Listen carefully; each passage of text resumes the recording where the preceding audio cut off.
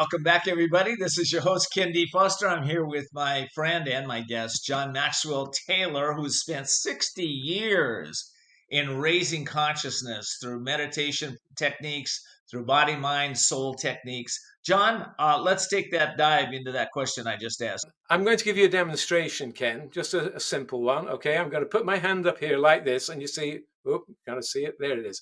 I'm making a loop with my thumb and my finger. Okay. Now I'm going to center myself in a certain place in my body, and when I do that, no matter how I try, how much strength I apply, I cannot break that. See, if I do this and put my mind in my head and do mental arithmetic,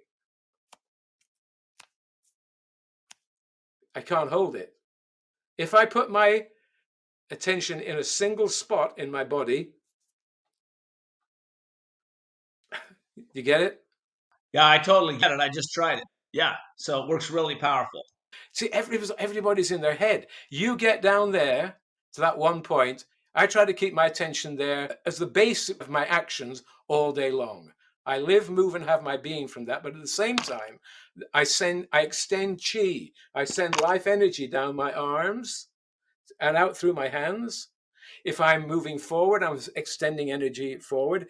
Wherever you put the mind and the energy, the body will follow. Wherever the mind goes, the energy flows. Wherever the body goes, the mind flows. Where is that? The body will run away with you if the body is the first thing. Yeah.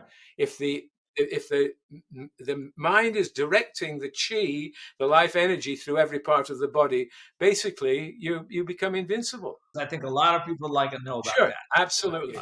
If you take a corpse and put food and water in it and air, pump air into it, it's not going to get up and walk around. Something's missing.